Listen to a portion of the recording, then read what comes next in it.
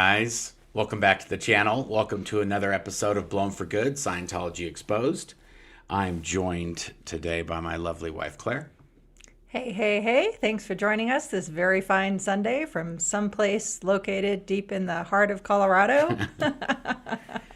Yeah, we had a real busy week this week. We have a lot of questions from last week's stream that we want to answer today, and Yep. and once we go through those, if you guys have got questions, we can answer those as well. Yep. And if you put a comment down below, you will automatically be entered in to do a Davy doll giveaway that we're going to do at the end. I was just out telling Claire, we were cleaning up the house, and I found this little guy here. And he is the exact same size as the Davy dolls. Yes. But what is it? He's a little dude that we got at the Roald Dahl Museum. One time we were visiting England. Oh, that's right. And at the time, our middle son was a huge fan of Roald Dahl books. When we were in London, they had that whole the BFG, not to be confused with Blown for Good. That's right. BFG as in the big friendly giant. They had all those glass. Yes, they had like this whole treasure hunt all through London with like the dream bubbles or whatever they're called. Dream jars. Yes, exactly. So we went on that whole hunt for our son, which all the boys loved it, but he especially. We found a lot of them. We did. We found a lot of them, and then we went to the museum in the town where Roald Dahl was born, and we got that little dude. Nice. Yep. Okay, cool. You want to jam in where these people are coming from here? I'll show them and you read them. Yep, sounds like a plan. Gretch L966, hi all, joining from Philadelphia. Brian, it's a great day to be an SP in rainy Portland, Oregon. Yes, it is a great day. Megan is a cat. Hello from North Dakota. Mary Kay is joining us. Happy Sunday from Albuquerque, New Mexico. Good to see you, Mary Kay. Thanks for joining us on the regular. I wonder if they could see the northern lights down there in New Mexico. We could see them here in Colorado. Our friend said they could see them down there too. Carla Green, hi from the UK. Katie D, watching from County Galway, Ireland. Hi, everyone. Wow, nice. It's Galway gal. Yes. Queen of the Silver Dollar. Hi, everyone. Checking in from Illinois. Olga Alice. Who is Xenu? We all know who he is. He is Mark's homeboy. That's right. Boom. BTs activate. Catherine Olson in the house. Hi, people. Hey, Catherine. Poodlebone. Hello from New York City. Clara is in the house. Happy Sunday, everyone. Appreciate it. Thank you to Clara and Catherine for jamming in keeping track of the chat. Yes. Valerie Trott. Hi from BC. Go Chiefs. Okay, now hold on a second. When my dad lived here, when Grandpa Bernie was living with us, Yep. we would be okay with the Chiefs, but he's moved on, and we're back. But he's still with us on this day, and he's still rooting for the Chiefs. Let's just call a spade a spade. But we're back to Bronco. Let's ride. Okay. We never had shall we say, peaceful day in our house when Grandpa was living with us, because he would retire to his room to watch the Chiefs and root for the Chiefs while we rooted for the Broncos. They lost every time against the Chiefs. He'd come up during halftime and Oh my gosh. Quite the game happening there. We would be reading his thought bubbles. We're like, we're not appreciating your negative energy here. Jamie Perks. Hi from rainy southern Utah. Good to see you, Jamie. Joseph Brian Stanley. Greetings from sunny Speedway, Indiana. Nice. Audie Zebra. Hi from Malden, England. Thanks for the Europe-friendly timing. Yes, we try. We try, yeah. It's really just Broncos game dependent. If they have a late afternoon game or an early afternoon, then we can do it early. Exactly. But they do these early games. Yep. Oof. Jerome PG. What's up from Chicago? What's up? Sherry, hi everyone from Moorhead, Minnesota. Sorry. Apostate Alex in the house. BT Busting in charge. International Association of Suppressive People in the UK, reporting for duty. Alex, hey Alex. There we go. He's been a busy boy these last few months. Of course, we SPs, last year. We SPs, we keep very busy. Holy moly. Yes, absolutely. Terry, hi from a very windy Pittsburgh. Trevenon, good evening from the Netherlands. Nice. Hi, Trevenon. Hello from Tuolumne. Okay, if you say. Magda, hello from Washington. Manon, hi all. Finally catching alive again from the Netherlands. Yay. Nice. Good to So see you many here. Netherlands, folks. Jack Shaw, hello from rainy Henderson, Nevada. Will, hello from Alpine, Texas. Nice. Thanks for being there's here. Just a few more left. Aline Levin, hello from Philadelphia. Retro Cara, hi from wet and windy West Sussex, UK. Oh, that's my neck of the woods. Yeah. Well, my second neck of the woods after Manchester. Olga from Milwaukee, Oregon. All right. Wow, I never heard of that. Mario von Motz, greets from Berlin. December Topaz 22, happy Sunday from West Virginia. Nice. Hello from upstate New York. No one nowhere. Hello from Earth. My BTs are working overtime today. Vicky, hi from Clearwater, Florida. Okay, we're gonna jam through. The people are jamming in here. Hello, more. Peterman. Heather Peterman, hello from Louisiana. Ryan, hello from rainy San Dimas, Southern California. Cherry Blossom and Bees, hi from Germany. Allie, hi all from Allie Harvey in England. Nice, thanks for being here. Yeah. Oh, somebody was commenting about Apostate that. Alex looks like a troll. Perfect to be sitting next to Davy. Trolls live under bridges. Yes, exactly. He is a troll. Or, whatever.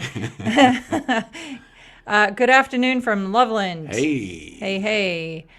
Robert Sandy Beach. Hi from Atlantic City, New Jersey. Queen of the Silver Dollar. Hello from Illinois. Sunny but chilly. Nice. Okay, we got it. Oh, Okay. one last one from All Catherine. right, Catherine joining from the Willamette Valley, Oregon. We got fan mail saying, thank you for pronouncing that right. Willamette, really damn it. did. They're like, Willamette, damn it. That's how you can remember. I'm like, Willamette, damn it. Good one. Nice. Cool. So I guess, is there anything else that was happening that we wanted to talk about? I thought we had. Sometimes we talk about things like, oh, we should bring this up on the next thing, and then we totally. Sometimes space we it. forget to update our shared note. It's all. But it's okay. I It's think all in the right. comments we had a there was busy some week. things that'll remind Lots us. of good things happening. After this episode, if you want to pop over to the Michael J. Render Aftermath Foundation YouTube channel, Phil and I recorded an episode this week that will be premiering after this show, and we talk about the first 72 hours after escape. What's most important? Oh, wow. Yeah, it was a great conversation. That sounds like a good one. Yes, Cool. very fun. Okay, well, I guess we'll get into the comments then from last week. So, Yes. here we Do we want to reorient for anyone who didn't see last week, maybe? Sure, I guess so. So basically, we covered the secret bases of Scientology, and then last week we covered the Xenu story of Scientology. Yep. And for those who don't know, Scientology believe that we're all infested with space aliens, and that this was all due to this galactic overlord Xenu. Yep. Bringing all these people to Earth and dumping them into volcanoes and a whole bunch of fun stuff. Yep. So if you missed the video, To resolve an overpopulation issue yeah, 76 million years ago. I thought it was 75. 75, 76. Let's get it straight here. Okay, 6, it's 7. very important. 6, 7. We have teenagers. I'm sorry. Oh my gosh. Yeah. Anyway, Oh, dear. so there was we did cover a lot of questions, and some of these we might have touched on a little, but then basically we went through all the questions that we didn't think we answered, or we didn't answer a lot, and Claire jammed those into a thing here for us. Yes. Because as we said, our new format is we cover a topic, and then the following week we do Q&A about Yeah, that. it's just too hard to do much of any substance if we spend the whole video answering questions. Yep. And trying to cover the subject. So we're trying to split it up a little, and we'll see. Yep. Who knows? It's It's easier to do 2 1-hour videos than 1 2-hour video. For sure. And people don't watch them anyway. Based on the analytics, it's only about half you guys that are subscribed. Somehow. Anyway. It's all good. You know what? You do you. Okay. So, Scientology Secrets Q&A. All right, here we go. SPTV Junkie, do you know if Bob Ferris is still at Int Base? I think he is. Yeah. I mean, we don't have any other indication that he's not, but yeah, it's hard to figure out who's there currently. Yeah. Because we only get, there's like a public records thing that shows voter registration and stuff like that. Yeah. We get those every few years. Yeah, one year we even got, and this was a few years ago, somebody sent us that there was a 5K somewhere in that area. Oh, yeah. But Bob Ferris is definitely not running a 5K.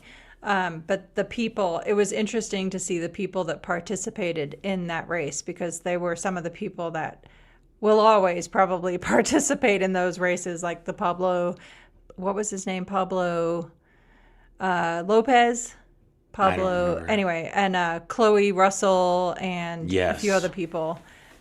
You know, they do every once in a while, when things are not awful, do things locally to try and, you know, create public area control. Yes, exactly. PRO. Like, oh yeah, we're great. We run 5Ks. Yeah. Becky says, I wonder if Shelly's lodgings are fancy or if she is just in regular Sea Org accommodation now. Regular for sure. Yeah, she didn't. I mean, even it's funny because when we were in the Sea Org, I used to think that they had a lot of fancy stuff in their in their berthing and in their building and all that. Just because we didn't have anything. Right. It was like very, very, and also I grew up poor as a kid too.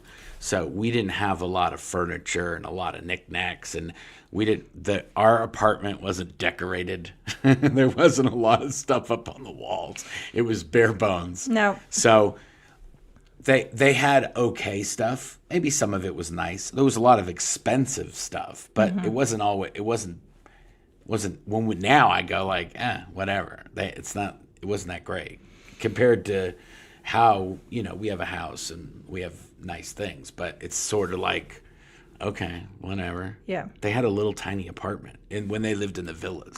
Yeah, I mean, Shelly had access to, between the gifts that they would that she and Miscavige would receive for Christmas and birthdays. Somebody wrote in and said, let's get back to calling him Miscavige. Yeah, they were like, thank you so much for everything you do. I really like listening to you, but can we please get back to Miscavige? I was like, that's funny. Anyway, I just think it's all relative. It is. And so, yes, they do have a lot of expensive stuff, but I don't think that where she is now, she has a lot of expensive stuff. She might have been able to take some of her things with her. Yeah, but as we talked about, she wasn't even allowed to take her beagles with her. Yeah. So that's true. We did talk about that in the other video. Okay. Question.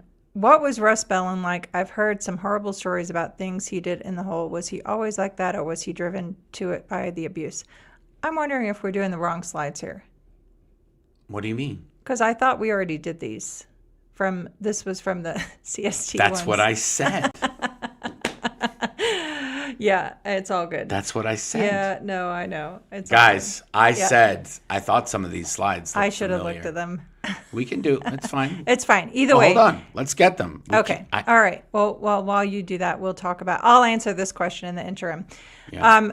Russ Bellin was generally an okay person in the years that we were there, but in the later years, when he became part of David Miscavige's inner circle, he was under a lot of pressure, and I think the nastier sides of him started coming out. That's generally what happens with the executives or people close to the top of Scientology. Is it becomes a dog-eat-dog world, and you either comply and do what's demanded of you, or you end up in the rehabilitation project force doing heavy manual labor and intense security checking. So interrogations, blah, blah. Yep, that's my answer to that question. Okay, here, I'm going to put you back here, and you can answer some questions in the chat if you want. Okay, sure. Yeah. I got what we needed. Okay, perfect. We're all good, guys. Sorry about that. I knew it. I knew it. I should have just trusted my heart from the start. Your heart from the start. Okay. Here we go. Aline says, where is Shelly? Has anyone seen her lately? Nope. No, there have been no recent sightings. To our knowledge, she is still tucked away under guard at any one of a handful of remote properties that are owned and controlled by Church of Spiritual Technology, known as CST. Cool. All right. Hold on. I'm trying to jam this in here. Yeah, it's all good. No worries. Stop playing. Nice. We had the, here, I'll keep going on the. I can't do it without doing it. So here, hold on. Let's just see. This is like so silly. It won't do it on that screen for some reason. So let me just see if I can jam it in. Oh, okay, no worries. Oh my goodness. What are we doing here? Do whatever you're gonna do. Oh, okay, there we go. Yay! We got it now. Who is Xenu, the Q&A? No, you have to add yours. Oh, here we go. We're good. Okay, there we go. Now we're back on track. Okay, here you go. All right, Linda Golan says, where do your body Thetans go when you leave Scientology? Do they jump on someone else? Yeah, they do. Well, they do. Where do your... when they get rid of their BTs? But when you leave Scientology... Oh, then you get to keep as many as you want. But you know what this reminded me of is how David Miscavige was always completely paranoid about like other executives who he deemed were non-complying. Yes. That he didn't want their body Thetans to jump on him. That's right. This question just randomly reminded me of that. Yes, David so Miscavige. Bizarre. He was paranoid about getting a bad body Thetan on attached to him. Yeah, from SPC org members. Right, exactly. Oh my God. Yeah, Talk what about a maniac. psychopath. Here, let me get rid of this banner. Yes, that's right. Yeah. That was a big thing. And he also, this is a thing that happened at the very end when we were there, where he was putting these copper rods into the ground. Yeah, we've talked about that before. You could be grounded, and that somehow makes it so the body Thetans can't get on you, or it's just some weird thing. I never read anything about that, so I don't know if that's on the upper levels and stuff. But Scientology has a big thing too about that.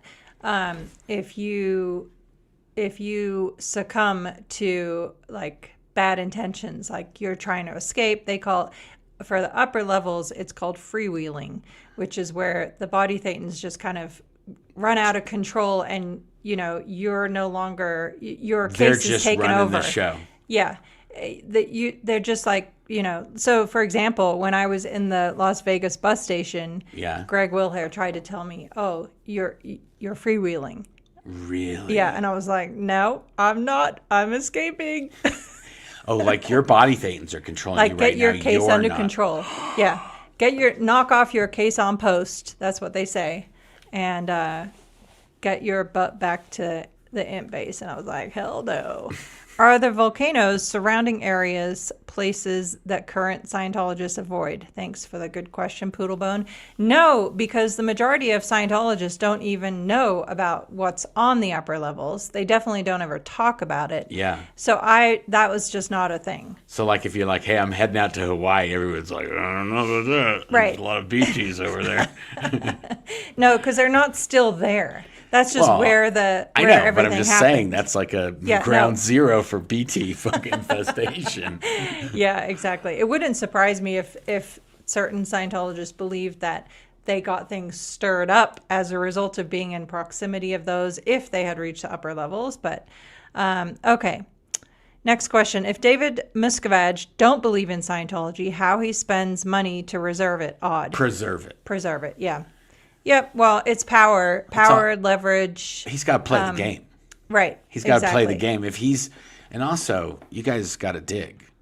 They have this campaign that they run in Scientology called the Preservation of the Tech campaign. So they are spending money on doing all these things, but it's almost a lot of it's coming from donations from people, right. Millions and millions of dollars. These Richie Rich, Tom Cummins, and What's the AbbVie, the drug guy, Duggan. Bill, is it Bill Duggan? Bob Duggan and his wife Trish.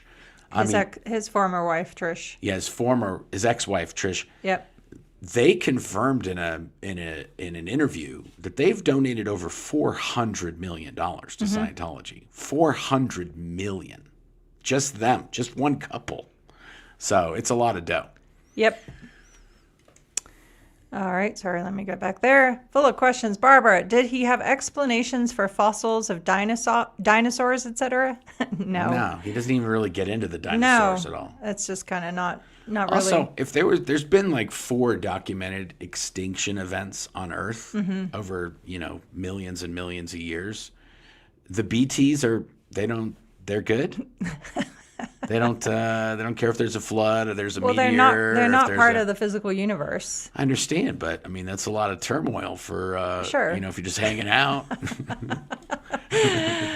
I never asked a lot of questions. Did L. Ron Hubbard believe this crap ever? I think he really did believe it. But I think he did because he was psychotic. But I think it started out like he was kind of going a little wackadoodle. Right. There's I don't know if they're still around, but years and years and years ago, somebody sent me a DVD or a CD or something of all of Hubbard's FBI files. Mm-hmm. A lot of it was the stuff that they raided in the 70s, but a lot of it was all the way back from when he was in the military and he first started kind of stirring up trouble with Scientology. And there's a whole bunch of crazy stuff in there about his wife. He tried to basically throw Sarah, his second wife. I can't remember. Anyway, it was his second wife. The second wife that he never had. Yeah, it was his second wife that he never had. So when he was on the he famous tried to throw interview, her under the bus and say she was the one that left his baby in a car, not him, and all these other things. And it was just like, and he was, and she was saying that he was schizophrenic, and he had actually been diagnosed by psychiatrists as schizophrenic, and he was basically, a couple sandwiches short of a picnic when he started thinking about Dianetics. Right, and that's where when you listen, during the years that we were in Scientology, listening to all of his lectures, he would drone on and on and on about this happened and this happened and this happened.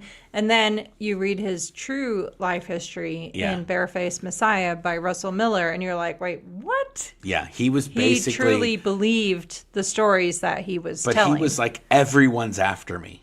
Right. And all these plots are happening. Yes. He got beat up a bunch of times. In one of these there's a letter that he wrote. I'll see if I can find it, but there's a letter that he wrote to the FBI. Yeah, I saw that. And it was like it's pages and pages long. And it's funny if you read it knowing what he says about Scientology and being a victim and all these other things. It's like, dude, you're like the biggest victim of all. He got beat up, he got mugged, he got jumped, he got put in jail, he got arrested for fraud. All these things happened. He's like, I don't even know what's going on. I didn't do anything. And you're just like, you just listed 8 pages of stuff that's happened to you because you didn't do anything. Yeah, it's kind of crazy when you read this and you're like, there's a string of nonsense that's happening to one person. Yeah. Full time for a decade, but he didn't do anything. He has no idea how all this stuff happened to him, and you're just like, dude, you're doing up to nonsense. Completely delusional. Like the biggest thing that really hit me was, so when we worked at the property, we had access to source information retrieval. It was called SIR, which was a computerized library where thousands and thousands and thousands of documents, all the lecture transcripts, all this stuff. But very often Hubbard referred to his research. Yes. There was no research. Yeah, it was him getting up to some funky stuff with Jack Parsons. I know what's wrong with this guy. He took LSD. Let's stick him in a sauna for 10 hours. And that's because this. And there's no research, not actual research by the definition of the word. Yeah, they were trying to make a movie on this for a long time. I don't know if it actually got done, but I want to say Dave Chappelle and David Duchovny talked about this in an interview years and years and years ago about this book. It's called Love and Rockets. I'm pretty sure that's what it's called. Yeah, Love and Rockets. And it's about Jack Parsons and all the Aleister Crowley occult stuff. And they talk about when Hubbard got in there and he was messing with those guys too, and they were doing weird stuff with that woman, Sarah.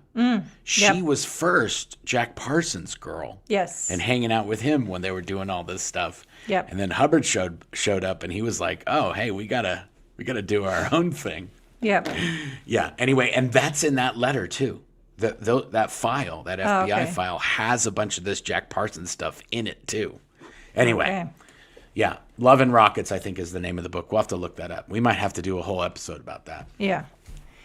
All right, Matt Denny in the house. What happens when the batteries run out? Yeah, like I said, they ain't using no Amazon Basics. No offense to Amazon Basics batteries, but they ain't lasting 75 million years. And of course, this is in reference to the batteries keeping Xenu locked away. He's in an electric cage in the side of a mountain, okay? And perhaps they researched unlimited battery power, and that's what they brought them to Earth on the the DC-8s. That's what I'm saying. If they were flying DC-8s over here from another planet, we might be missing some technological context. Yeah, I don't think they had battery tech. Harvey Denton's Toads question: why did Miscavige never just make up OT 9 and 10? And did Ray Midoff really forget what Hubbard told? We absolutely were told on multiple occasions by Miscavige that Ray Midoff had forgotten to what Hubbard said. Yeah. The part that I find that hard to believe, obviously in retrospect, is that everything was recorded and written down.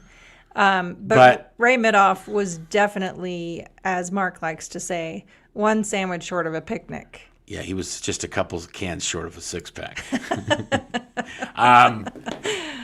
Here's the thing, though, that's kind of weird about this, is that Pat Broeker was the one that was with Hubbard. Yes. When he was doing all this upper level research. Right. So it's valid that Hubbard could have done something. Yeah. But nobody had it except for Pat. And that's maybe why Pat dug a hole somewhere in the middle of nowhere and just buried it. David Miscavige spent like $25-30 million watching Pat Broeker. Right. After Pat Broeker left. Why would he have done that? Yeah, Pat Broeker wasn't speaking out. He presented zero threat. So what other explanation could there possibly be to justify that level of wanting to keep an eye on somebody? And we only know about the 25 to 30 million because two people that were hired to watch him spoke out and basically exposed this whole thing. That Tony Ortega covered that. And it was in the Tampa. They did a thing in Tampa Bay Times or St. Pete Times or whatever it's called now. Yep. And so there could have been other operations that were running parallel to that as well, or since that we don't know about. Correct. But so that's where it gets a little tricky. If David Miscavige releases OT 9 and 10 that he made up, then it could come out, well, here's what Hubbard actually wrote. And then he's in a bunch of trouble, especially if it makes more sense that Hubbard wrote the version that he maybe possibly wrote. Yes, exactly. Anyway, this is a little crazy. And when we were at the Int Base, it was 100% said by David Miscavige on multiple occasions that there is no OT 9 and 10 and anything else up above that. David Miscavige said that Hubbard never wrote it, they've never found it, and it doesn't exist on multiple occasions. So this is... So, but the question of why didn't he make it up, you're right. If he's still worried that it's somewhere out there and he were to make something up, or even, he was doing revision after revision after revision after revision of every single course, writing, everything, even the lectures, you name it. So perhaps he was scouring for something that would fit the bill. Or also they're just going to uncover it. Right. Yeah. They'll be like, okay, we found it, folks. We found it. Yay. It was under recipes. We lost it in one of our vaults, but we just uncovered it. Oopsies. Ugh. All right, Jess says, question, what percentage of Scientologists actually reach OT3? I'm guessing very few. Yes, very, very few. Like? Of, let's say... 5-10%? Yeah. Yeah, that's a good estimation. And we did say this even before. Even less when we're talking about members of the Sea organization. Well, yeah, because they're not spending any time getting counseling. Like if a member of the Sea organization was OT, operating Thetan, had reached the upper levels, 95% of that time was they had reached that before they joined the Sea organization. That's right. And even at the Int Base, I'm going to say there was like, let's say when there was 800 people there, there was probably like 30, 40 people that were OT, if that. Yeah. Not even. When they had the OT print shop, they'd have to do an all hands to get all these things printed, and like 10 people would show up. Right. It was like, there's not that many people that can do this. Yeah. Okay. All right. Mitch Brisker in the house. Hey, Mitch. The church claimed that the confidential material was proprietary secrets. How does a religion have proprietary secrets? Yes, solid question. Exactly. I mean, we literally could do a whole episode of this. They even claim, they use corporate arguments to protect, they literally just pick and choose whatever they want to, and that's where they utilize the several, very high-level law firms that they have to protect themselves. But yeah, that's a solid question and a really good point. Exactly. Yeah. Okay, next one. And not to mention the fact, if they really did have the technology to save the world, why not just put it out there? Open source. Well, that was the kind of one of the struggles that I was having when we were there, is that I kept coming up with these ways, like, we can just put all of this on an iPad.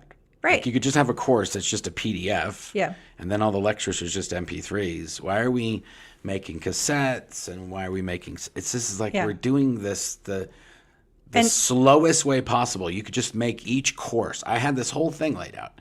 You could make each course in Scientology a PDF. Yeah. And you just sell the PDF. Right. And then you just get it. And then anybody can get it anywhere. And then all the lectures could be MP3s. And you could have a library. You could have a subscription service. You could have... I thought of all these different things that are like, no, we're not going to make any money if we make it all. Yeah. You can't charge $1,500 for an MP3 file, but we can charge that for these CDs, this set of CDs and a binder and a big paper transcript. And you're like...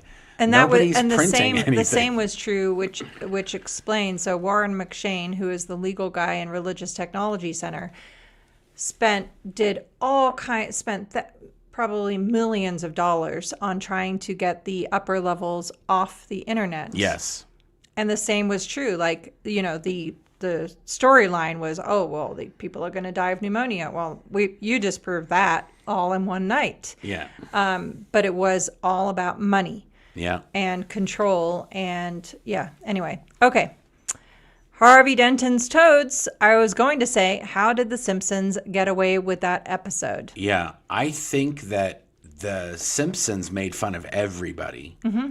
And so when they made fun of Scientology, Nancy Cartwright didn't have a real good leg to stand on. Like she's going to say like, oh, you guys can't make fun of my little club. Yeah. Well, and it's funny now that you say that, because then you think about South Park, Isaac Hayes. He wasn't able to shut that down either. Well, yeah, and he did the exact same thing. He's like, you can't make fun of Scientology. It's like, dude, we make fun of everybody. Right. What? Huh? Yeah. Exactly. You didn't have a comedy problem. And satire. You didn't have a problem when it's going the other way, Isaac. Come on. Matt Denny, that's a really good point. What did Nancy think of that episode? Yeah, she did not share her thoughts about that with definitely not that we heard of. Also, to be fair, she's made tens of millions of dollars from a lot of which she's given Simpsons. to Scientology. Yeah, but still, she was nobody until she got that, and then she started making some do-re-mi. So it's like, hey, come on, bite the hand that feeds you. Yeah. She also did a robocall for Scientology as Bart Simpson. And she might have gotten in a little bit of trouble for that. She did one of these like, hey guys, it's Bart. And she was like, you got to come to flag, or you got to do this or something like that. And it was in Bart Simpson's voice. She did it as Nancy, but she did it in Bart Simpson's voice. Yeah. Anyway, who gives a toot what Nancy thinks? Becky, Big Brother fan. South Park Scientology episode was removed from Paramount Plus. Really? Yeah, I really would love to do whatever we can do. I know we can't play the whole episode, but going through that together for we did that. No, we did not. I thought we did the video. We did on not. that. We talked about doing that. If you would like us to do a reaction video to South Park's episode, we did. Drop a comment and let me know. And we'll put that in our little shared note and do that one of these weeks. We did a spy file that was about the documents of Mike recapping the episode and in reports back and forth from Dave to Dave Miscavige. Miscavige, yes. Okay, here we go. Harvey Denton's Toads. Question, do you think there would be more or fewer Scientologists if they were upfront about Xenu? Fewer. Way it's one thing to say, oh, we're going to help you with communication skills, and we're going to help with you have better relationships. Yeah, what's true for you is what's true for you. We're going to help you get all the alien space cooties out of you. If in the same conversation you're saying, oh, what's true for you is what's true for you. We accept people of all religions, and we believe in Xenu from 76 million years ago. 75. It's a rounding problem. Okay. It's just true. And he says approximately 75 million years ago. It could be more now. Yeah, exactly. So yes, if they were, because a lot of over the years of talking to many, many different people, currently in, under the radar, getting out, got out, a lot of them stayed on with this false hope that what was on the upper levels was going to save them and, solve all their issues they ever had as a human being and make them it's smoke and mirrors. Yeah, they want the money. Yeah. Proto Man, but call me Blues. Does Elron have an origin for this information? Is it just stuff he remembered from a previous life? Yes, it's stuff he remembered from a previous life, whether he was on drugs or prescriptions at the time. He did not mention.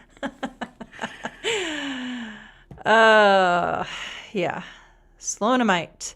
What were L. Ron Hubbard's views on Star Trek and Star Wars? Oh, this one we did talk about. We did talk about this. And also, there's a video coming out in a few weeks that Mitch Brisker and I did. Yep. And we absolutely, because there's a bunch of, for the cinematography area, there's a bunch of writings that L. Ron Hubbard did to them, which some of them are just recorded meetings that he had with them or things that he wrote to them on how to do this or how to do that.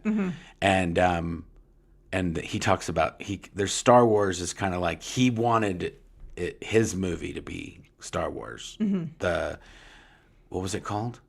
Battlefield Earth? No. Revolt in the Stars, the screenplay that he wrote for the movie. He thought that was going to outperform Star Wars. Which is the Xenu story. Delusional. He thought he was like, God, ding, dang it. Oh my goodness. Whitney, question. What was Ron Miscavige Sr. like? Did he have a similar personality to David? He did not, actually. We were just talking about this because we went on a cruise in February one year, and it was our son's birthday party. Yes. But backing up for a minute, because this is worth talking about. Ron contacted us pretty much almost very soon after escaping. Yes, Ron Miscavige Sr., David Miscavige's dad. Yes. And you and Ron always were very close. Like he was kind of like a dad to you at that property. Yeah. And nobody really has a friend relationship at that property because it's such a snitch culture.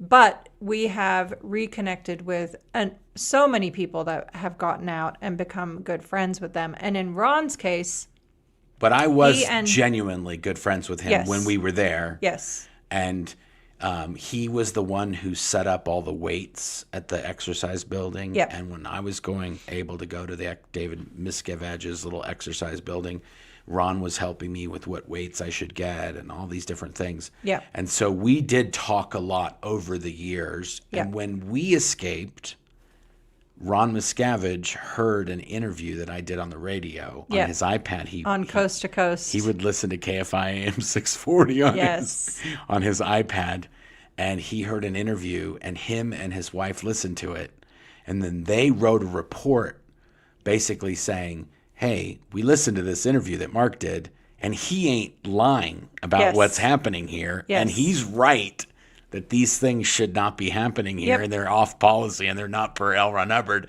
but they're happening, and then they got in trouble. Yeah, exactly. So fast forward, they escape, and we reconnected with them, and then their family were going on annual cruises. Becky's family, yes. Yeah, his wife, Becky. Yeah. Her family had been going on cruises for years, and only because Becky and Ron got out, they kind of said, hey, would you guys like to come on one of these cruises we go on every year? Yeah. And then when they got invited, they invited us. And then we actually went on the cruises with them.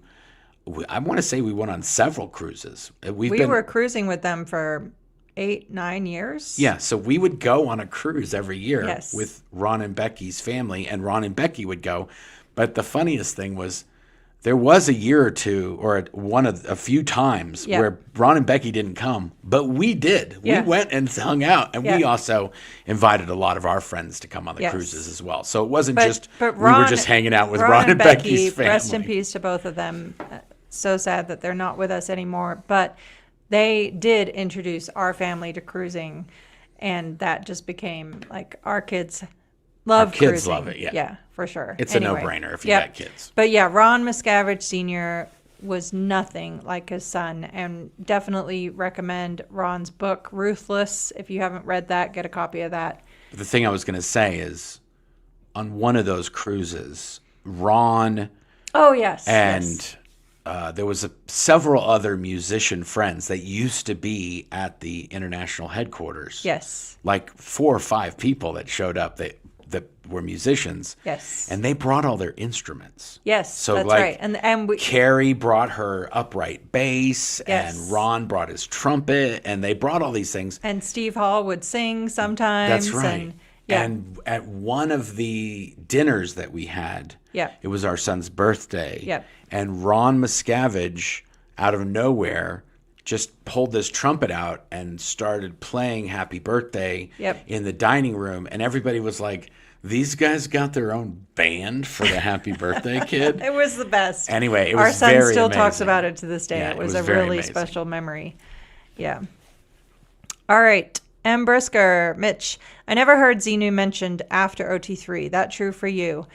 Yes. Just the body thing. But still, yeah, exactly. So the origin story never shifted. Well, yeah, but they don't need to cover Xenu anymore, because it's just like, hey, this is where the space cooties came from. They came from this guy, and now this is all the cleanup that we've got to do. Yeah. And he's locked up, so we don't have to worry about him anymore. Yeah, for sure. And so when you're addressing body thetans and clusters, you run them through incident 3, incident 1, and all of that is still all the same origin story. But you're right, Mitch. He's not mentioned newly. It's just still the same problem that we're still working to resolve, even though when you complete OT3, they're all gone. But no, not so much. We're back. Oh, that was it. That was the last one. All right, awesome.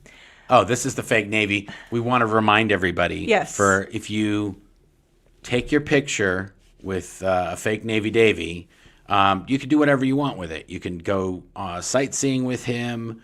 You can go hang out at the local Scientology organization and see if he can get up to any adventures around there, getting pictures, whatever you want. Dog toy, cute cat toy, pictures, anything. You send them in to Blown for Good. You can go to blownforgood.com, and if you go to the Contact Us page, there's a way you can just submit your photos there, or you can email them to Claire at blownforgood.com, and then we will do a drawing at the end of this month, which we got to figure out how we're going to do that, because I'm going to be gone. Oh, yeah. Anyway, logistics just kicked in. Okay, so... We'll figure it out. Okay, we're not going to figure it out now. But we have a bunch of other questions to answer, by the way, in the chat. Okay, so. but I'm here. I'm doing it. We're good. Loving it. There's your fan favorite, Claire's favorite, my favorite. Yeah. There's 3 winners every month. You can win one of these. Do we have one in here? There's a... I was trying to see if there was a... what do you call that thing? Bobblehead. Are there any bobbleheads in here? Oh, yeah, there's... there's a Leah one and a Mike one. There we go. Anyway, yeah, there you go. Here is the Leah bobblehead. These are special edition bobbleheads that were made to support the Aftermath Foundation. We have a Leah one and we have a Mike one. And then you can also buy a special edition of those that has... You can just buy the bobblehead, or you can buy a special... Does every edition special edition, or can you buy it by itself? And you can buy it by itself. We have a small amount left of signed. So we have, if you get the Leah and the Mike bobblehead, it comes with a photo of Leah and Mike. That's signed by each of them. By both of them. So obviously, no auto pen up in here. This was from September it's a real of 2024 that they both did this for us, and we have obviously when they're done, they're done. Yeah.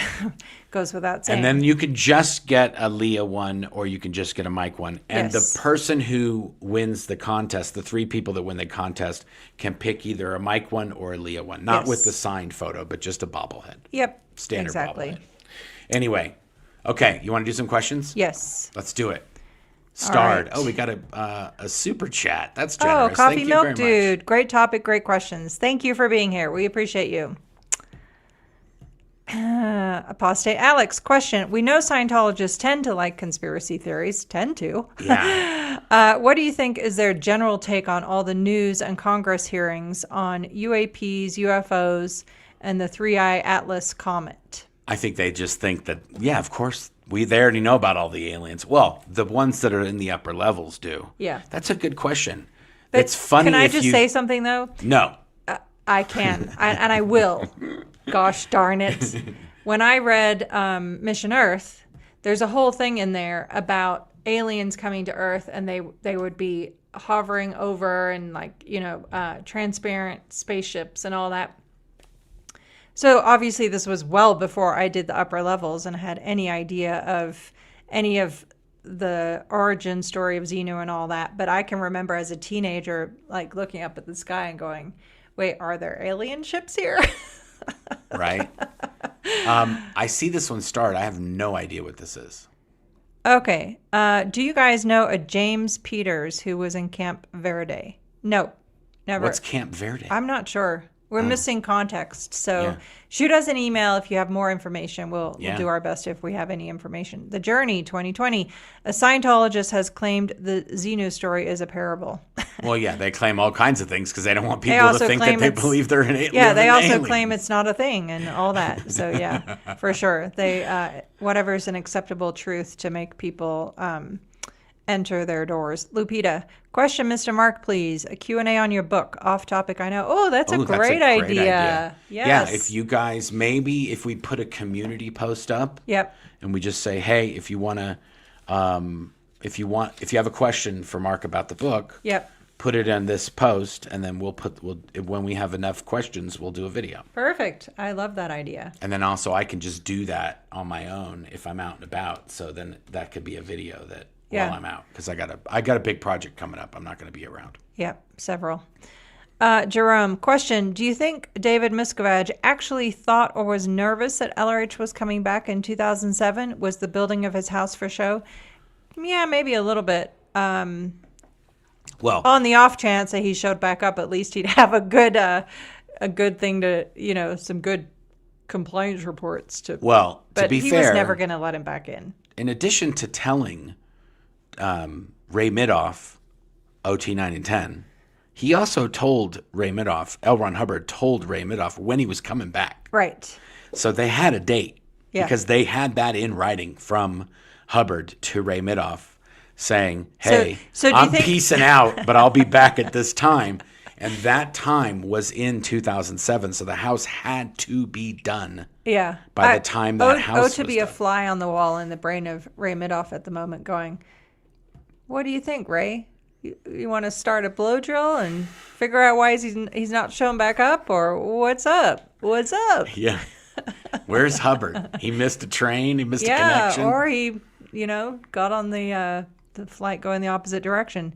Aline, where is Shelly? Has anyone seen her lately? Oh, yeah, we did this one. Yeah, and we have done a whole series on Where is Shelly to give you all of the latest and greatest information, all the way back to her early childhood and all the way forward to what we know now. Yes. So you can check that out on Blown for Good Scientology Exposed. On the YouTuber, and you can go to our website, and we've got lists of all the episodes and stuff there. Yes. Eastern Ocelot, do they have to fill out census data for the Int Base? They do, actually. Yeah. And they do voting. They do stuff because they want to make sure that the politicians know how many people that they have there and how many voters they have there. Yeah. So but they factor, do try to factor participate. into that there are a lot of staff from other countries. So, for example, the whole time I was there, I was a resident alien with a British passport. So I never voted the entire years that we were there. Anyway, yep. They do have enough voters to sway a local election. Mm-hmm. Yep. At least that many. Yep, for sure. Firebird's child, how did you two learn how to be parents? Neither of you had good examples, but it seems like you've done okay. Thank you. Yeah. Well, we're just trying. We're trying to very do the desperately opposite. Read lots of books. We know what not to do. Let's just put it that way.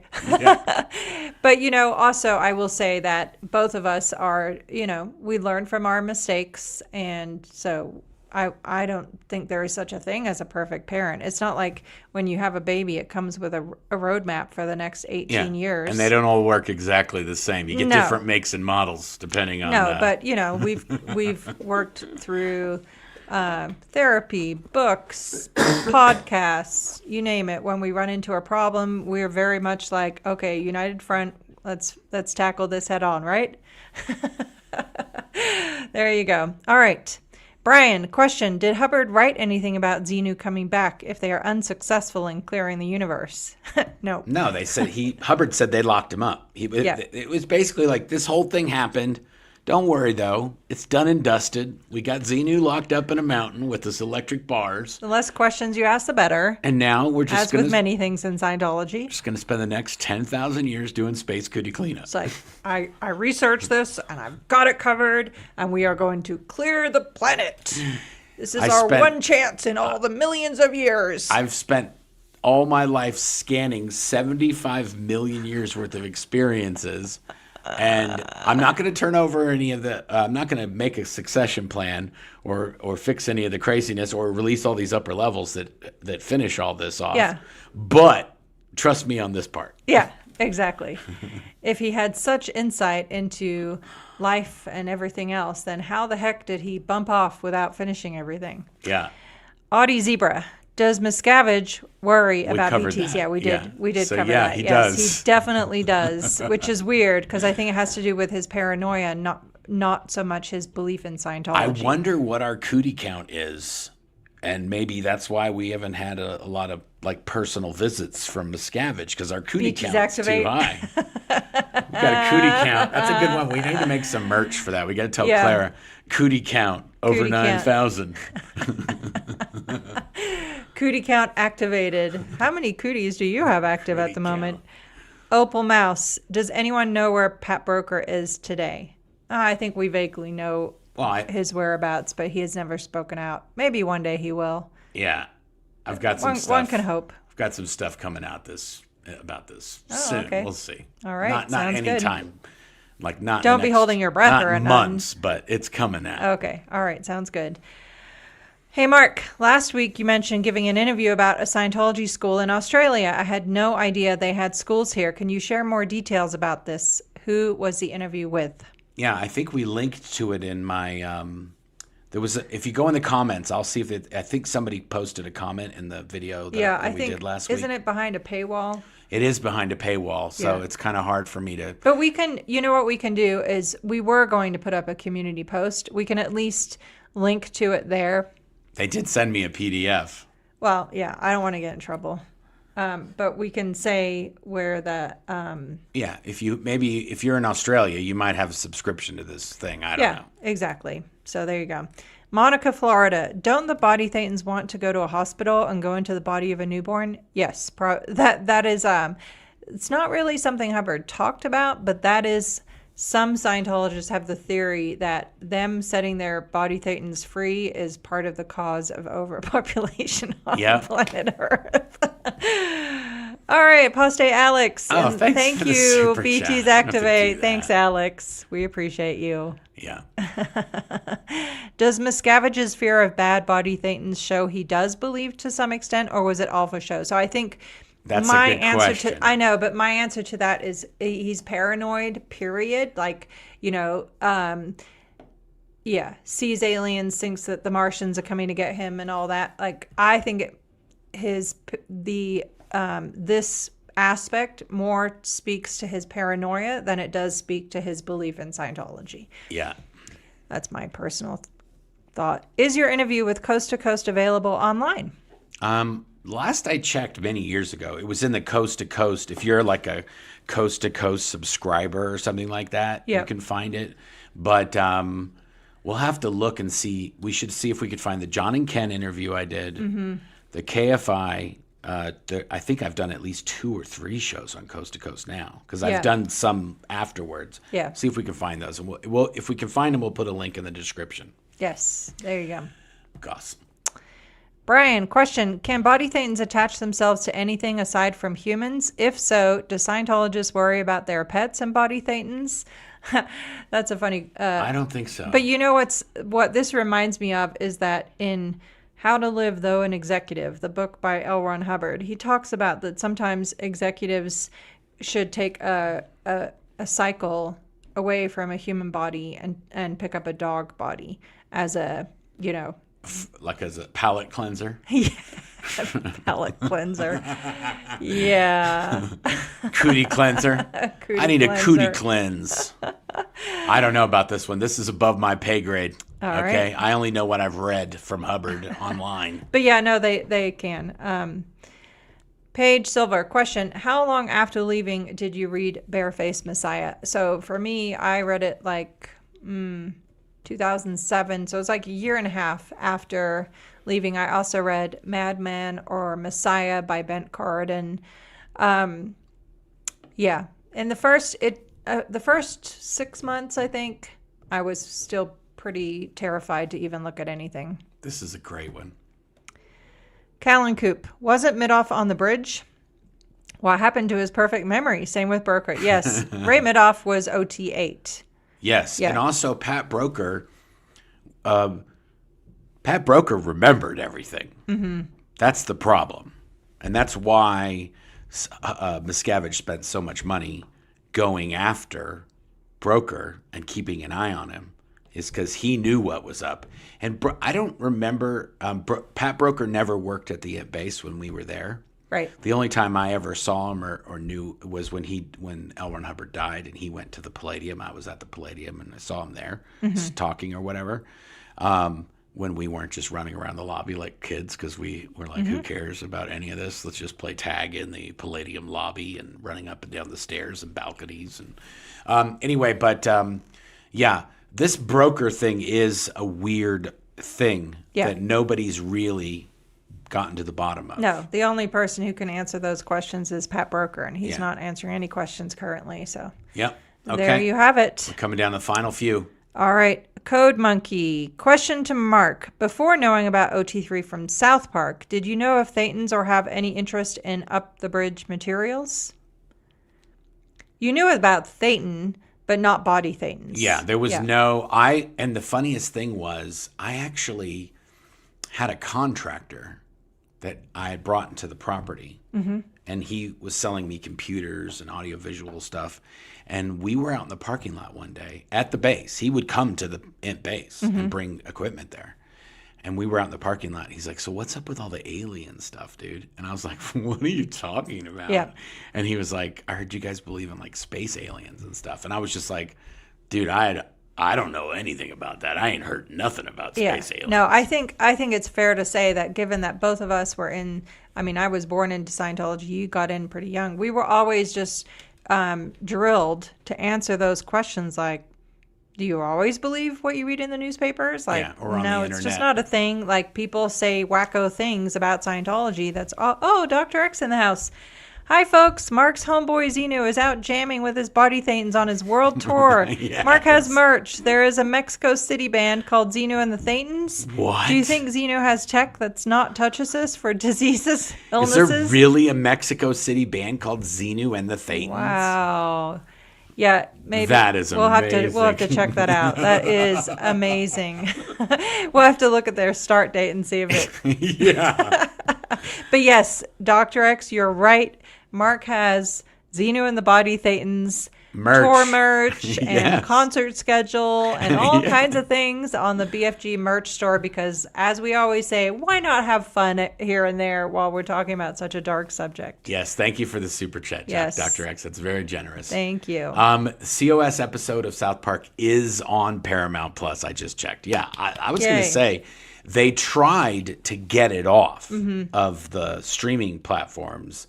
And that was covered. We did this in a Spy Files episode. We covered all of this, and they have not been able to get it taken off of Paramount Plus. I think when they transitioned, I think Paramount got bought by somebody, and I think there was a lot of stuff transitioning. So it might have taken a bit for everything to move over, or however they did it. But it's up.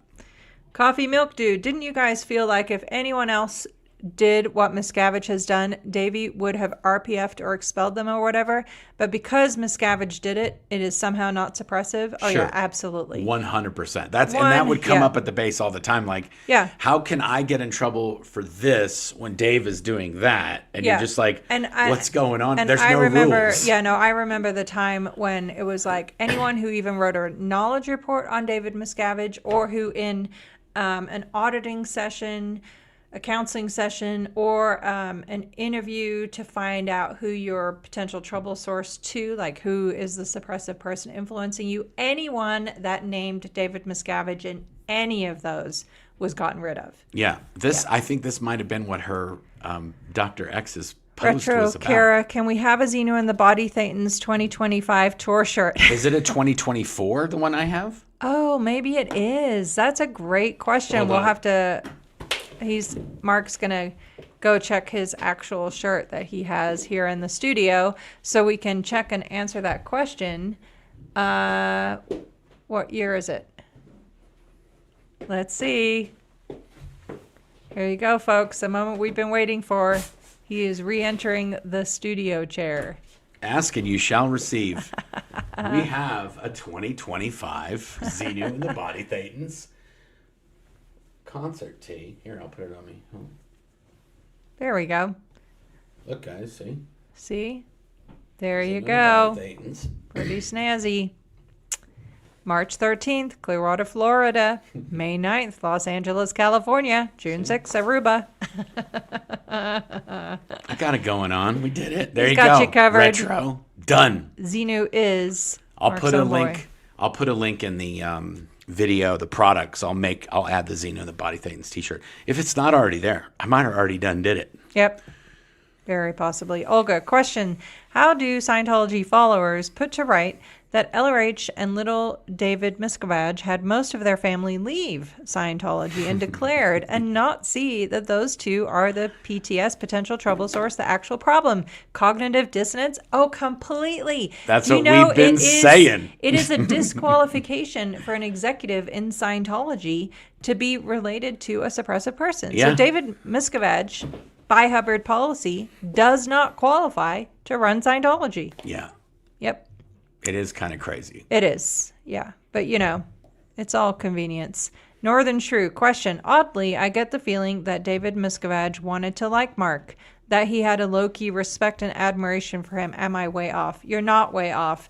Mark was always either we're doing really, really well, and like and on the in radar all the meetings, or he was out shoveling poop from the aeration ponds. I mean, it was literally there was no in between. And at one point, even in the early '90s, Shelly Miscavige had picked you to groom to become a deputy for David Miscavige. Well, that didn't go well, but that wasn't in the cards. I had other plans. Mark is way too much of a rebel for that. And I was like, I ain't doing that. I need to be doing the audio visual stuff. I ain't. No way. I'm coming to hang out with you. Not that you could or did say that. No, but it didn't pan out. Let's just say that. I made that path veer another way. Yeah, for sure. Question. What do you think of that LRH 2.0 who's in prison? Yeah, you know what? Don't follow, but... Well, no. Listen, this is the best thing, this guy. Okay? He comes back. I can't remember. He alleges that he comes back. Didn't he change his name to Laughing at Ronald Hubbard? Yeah, no, his legal in prison. name is Clearly, L. it's going Hubbard. really well. He's following in L. Ron Hubbard's footsteps. It's the natural progression of L. Ron Hubbard. He would have ended up in jail. So the new guy is doing what he was going to end up doing, going to jail. No, but this is the best thing because this guy came back. This is his story. I came back as L. Ron Hubbard. Okay. Or he was L. Ron Hubbard. He came back, got this other body, and he's like, hey, I'm here. And they're like, no, you're not.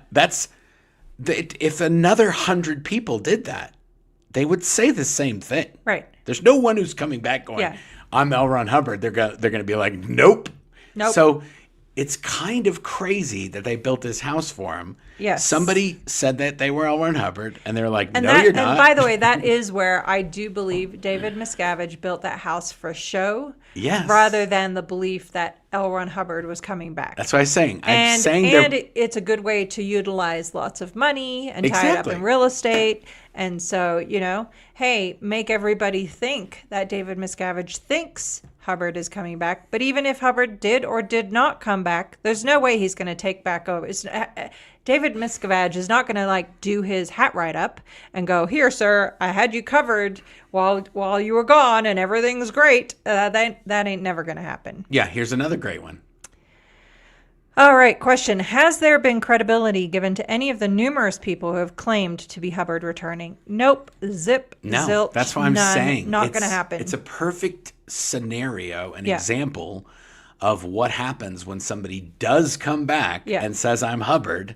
Yeah. There's no way for anybody to say yes or no. Right. And actually, the funny thing is that is the entire premise of the South Park episode. The kid comes back and they say, yes, yes, yes, yes, you are, da-da-da-da-da, which is a joke in the show. His thetan levels are off the charts. but the fact that they then go on to say, you're not the guy, the real guy would never do this. Right. And then they just kick him out. Right. So, but don't you think that if there's a piece of me that goes, that has to be, if Hubbard and Miscavige both believed that Scientology gave you full and complete recall of all your lifetimes, everything you'd ever done, don't you think they would have set up a code word? Yeah. Hey, when I come back, I'm going to give you this authentication code, and that's gonna trigger the turn everything over. But that we know that it's just all bonkers. Yeah. Yeah. It's silliness. All right. How can Tom Cruise and John Travolta believe in Xenu? And why don't they help Shelly from her Me Too captivity? Yeah, completely. So again, we've talked about that anyone we've ever talked to that had studied the upper levels never believed it. So, they get along to play along, whatever you want to say. I think that's not the case with Tom Cruise. Yeah. I think he absolutely believes it. I think he's basically got the movie studios subsidizing Scientology's R&D on how to get rid of aliens. Okay? Edge of Tomorrow, World of Worlds. He's got the best minds in Hollywood trying to figure out. So you're saying that he too has a little bit of a Xenu obsession? Of course he does, because he's been game planning how are we going to get rid of the aliens if they come, And they don't, and they haven't been, their bodies, their souls haven't been taken out of their bodies. Oh my God. I know. We're going to have a problem. I'm just like, you know what? I'm so over all the Xenu and alien nonsense. I'm like, I love be it. the good. I love be the it. good. Be the good. Your life that you have control over is right in front of you. Anyway, whatever. I won't get off. I'll climb off my soapbox now. Yeah. I want to show this one just because I want to see if it makes you uncomfortable. Okay. Question. Did either of you get the vibe that Miscavige liked Claire a little too much? And you're trying to make me uncomfortable? Wow, honey. And that's why the rules about marriage and RTC changed. So it's funny that you should say that. This thought is honestly repulsive to me. It really is, like, grossly repulsive. However, when we had started interviewing with the producers for season 1 of Leah Remini's Scientology in the Aftermath, the producer was like, I'm just saying it sounds like he had something going on there. And I was like, ooh, that's gross. But yeah, in retrospect, as creepy and vile and disgusting as that is, I think he did have a thing for young women, especially if they were remotely pretty. Yeah, but I didn't get that. I didn't get that vibe from him. That he But was remember, not the other girls, but not to you. Like, yeah, there were definitely other girls that you did get that vibe. yes, but the problem is Jenny Linson like, was always kind of like, yeah, for sure. Yeah, no, I'm not putting out that, anyway, whatever. But I will say that the thing that always drove me absolutely nuts is being that I'm English and was especially younger. I was shy and, whatever. And I tended to blush very easily.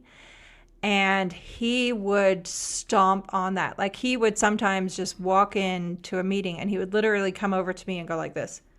And I would turn completely purple. It was like something that I was trying to fix with Scientology, and I never could. It was awful. Anyway. Okay, we're coming to truly disgusting. We're going to pick. Well, we should do the winner now. Actually, okay. I just realized we should do that. Okay, look at this. Double Claire's. Okay, if you've commented, oh, look at that, 101. Does it say 101? I think it does. Oh, it's 123 now. Oh, nice. There you go. Okay, here we go. We're going to do this. Are you going to play your sound? I almost forgot. So tell us if you hear the sounds. Mark, you know how Mark... Tell us if you hear the sounds. Oh, musical Mark is in the house. Do you hear the sounds? You've got to hear the sound. The timing was a little off. Matt Henderson? What? Matt Henderson? Is that Matt Henderson? The Matt Henderson we know, Matt Henderson? Well, we won't say anything. Holy Send moly. us an email, claire@blownforgood.com. Congratulations. And hey, folks, let us know if you heard Mark's super duper sound effects there. Of course they heard Clara, did you hear it? Of course they heard it. She heard it. Yay. Of course they heard it. Congratulations, Matt. Nice. Now, we knew a Matt Henderson. Yes. So I don't know if this is Matt. I'm sure there's lots of Matt Hendersons in the world. I know, but it's kind of a coincidence that we'd have a Matt Henderson. Coinky dink. Anyway, yes, they heard it. We heard it. Yes, we did it. Congrats, Matt. We heard the sound. We heard the sound of the men. There you go. Okay.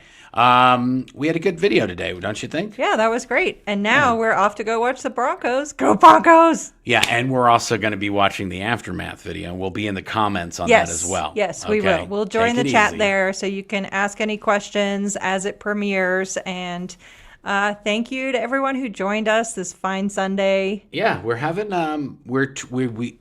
for a long time we were going full-time on work, and then for a little bit we were like full-time doing YouTube stuff, and we figured out a kind of a happy medium between the two of them. So we try to do at least something once a week. If we don't do it on Blown for Good, the Aftermath has a video. We've been actually doing one video on each for many months now, pretty much. So we've got a good happy medium. I do have some big projects coming up, so Claire might be rolling solo for a few weeks here and there. We'll see. Maybe I'll do a solo AMA episode. Something, whatever. Claire's going to have to figure something out because I ain't going to be here. Or Clara and I will do something. That's a great idea. Yeah, no, Clara was going to put together a bunch of questions. And that's a great idea. It is. I know. I just had it. I love that. I love it when you love my ideas. Okay, guys. Till next time. It's been real. Bye. Thanks for watching. If you'd like to help support the channel, feel free to check out the merch store link in the description. We have Hail Xenu, Xenu is my homeboy, and BFG branded mouse pads, shirts, mugs, all sorts of other stuff in there that helps us to bring you new content on a regular basis. You can also pick up a copy of my book, Blown for Good, Behind the Iron Curtain of Scientology, in hardback, Kindle, and Audible versions as well. There's also a link to our podcast, and you can get that on Apple, Spotify, or wherever you listen to podcasts. And if you'd like to watch another video, you can click on this link right here, or you can click on this one here, or you can click on the subscribe button right here. Thanks a lot.